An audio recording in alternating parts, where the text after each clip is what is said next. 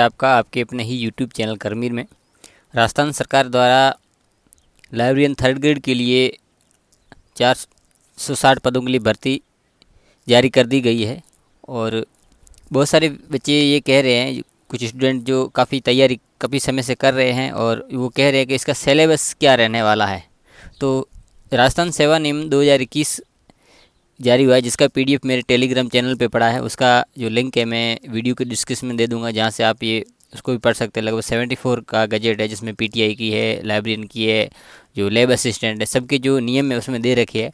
तो इसमें पुस्तकालय सेकंड ग्रेड थर्ड ग्रेड पदों के लिए परीक्षा की स्कीम और पाठ्यक्रम है। तो इसके जरिए हम समझेंगे कि आने वाले समय में जो सिलेबस है वो पैटर्न है क्या रहने वाला है। चलिए देखते हैं।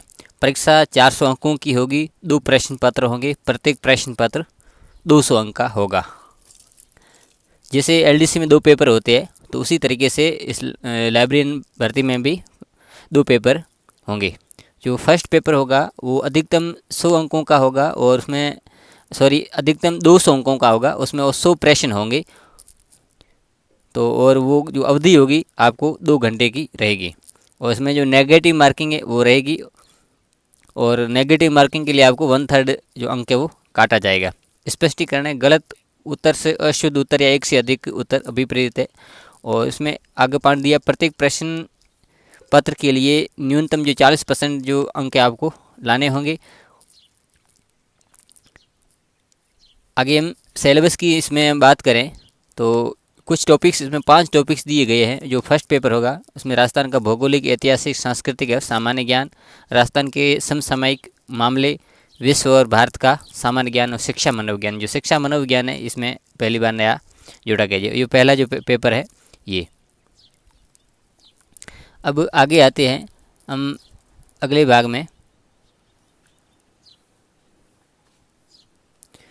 प्रश्न पत्र का पाठ्य वितरण है विस्तार। परीक्षा के लिए प्रश्न पत्र का पाठ्य वितरण और विस्तार ऐसा होगा जो आयोग, कर्मचारी, राजस्थान कर्मचारी चयन बोर्ड या यथास्थित नियुक्ति प्राधिकारी द्वारा समय समय पर विहित किया जाए और अभ्यर्थियों को नियत समय के भीतर ऐसी रीति से जो आयोग, राजस्थान कर्मचारी चयन बोर्ड या यथास्थित जो नियुक्ति प्राधिकारी उचित समझे सूचित किया जाएगा। यानी समय समय पर जो भी जो सिलेबस होगा वो विद्यार्थियों को वेबसाइट के माध्यम से जारी किया जाएगा, विद्यार्थियों को सूचित किया जाएगा। जो सेकंड जो पेपर होगा, ज्ञान संगठन सूचनात्मक प्रशिक्षण और पुनः प्राप्ति, ये भी जो पेपर होगा वो इसमें 100 प्रश्न होंगे और 200 अंकों का होगा। यानी प्रत्येक जो प्रश्न 2 अंकों का होगा और समय अवधि आपकी 2 घंटे की रहेगी। और इसमें भी नेगेटिव मार्किंग है, सेम है।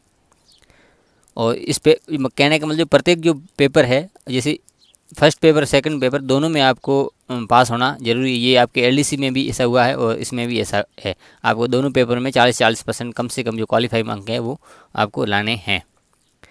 इसमें जो लाइब्रेरी साइंस का जो सिलेबस है, जो लाइब्रेरी साइंस जो सब्जेक्ट का लगभग वही सेम है। वो जो पिछले बार का है वो उसमें कोई फ़र्क नहीं, फिर भी हम देख लेते हैं। ज्ञान जगत है, संरचना और गुण, विषय निर्माण के तरीके जो विषय बनाते हैं और विषयों के जो प्रकार है, ज्ञान जगत के वर्गीकरण को की विभिन्न पद्धतियों में रेखांकन है, ग्रंथ सूची है, ये सूचीकरण का है। ओपेक नियमों को सम्मिलित करते हुए सूची, उद्देश्य, संरचना एवं भौतिक स्वरूप है। जो सूची के भौतिक स्वरूप है वो सूचीकरण के जो नियामक सिद्धांत है, प्रलेखीय विवरणों के सिद्धांत का विमंग दृष्टिकोण, मानवीकरण विवरण, विनिमय में वर्तमान रुझान, सूचीकरण के मानक पाठ्यक्रम, ज्ञान संगठन की विधियाँ, विश्व और भारत का सामान्य ज्ञान, पुस्तकालय वर्गीकरण के सामान्य सिद्धांत, वर्गीकरण और उनकी लागू होने का मानक सिद्धांत, और वर्गीकरण के प्रकार, वर्गीकरण की जो मानक योजना, विभिन्न प्रकार की जो जैसे डीडीसी है, सीसी है, यूडीसी है, और ये नोटेशन जैसे अंकन कहा गया है, आवश्यकता, गुण, पुस्तकालय वर्गीकरण, मानक उप अनुभाग, अनुक्रमणिका, स्कीमों की डिज़ाइन और विकास, पुस्तकालय वर्गीकरण में रुझान, विषय वर्गीकरण, जो 5वां उसमें जो शिक्षा मनोविज्ञान है, विषय वर्गीकरण के जो सिद्धांत है, और विषय शीर्ष अनुसूचियाँ और उनकी विशेषता। तो ये हिंदी में, जैसे आप लाइब्रेरी साइंस का आप देखेंगे जो मूल वेबसाइट जो 16 का या 18 का वो सारा इंग्लिश में दिया हुआ, ये हिंदी में ज़्यादा कोई फ़र्क नहीं है। वो आपकी जो यूनिवर्सिटी की कोर्सेज है, या आपने चाहे सर्टिफिकेट कोर्स किया हो, डिप्लोमा किया हो या बैचलर डिग्री की हो, वो आपका जो सिलेबस का कोर्स है वो सेम ही है, उसमें कोई ज़्यादा फ़र्क नहीं है। तो आगे प्रश्न पत्र पाठ्यक्रम को सेम चीज़ दी हुई है, वो बोर्ड द्वारा आपको सूचित किया जाएगा।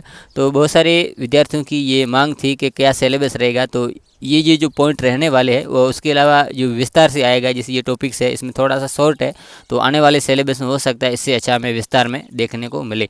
तो अभी आप जो भी तैयारी कर रहे हैं तो इसी के जो सिलेबस है इसी को मद्देनज़र आप करें। जैसे ये जीके का है तो लगभग सभी भर्तियों में सेम ही रहता है, उसमें कोई परिवर्तन नहीं है। और रही बात जो शिक्षा मानव विज्ञान की, इसमें कौन कौन से जो टॉपिक्स है वो शामिल रहेंगे इसके बारे में अभी पता नहीं चला।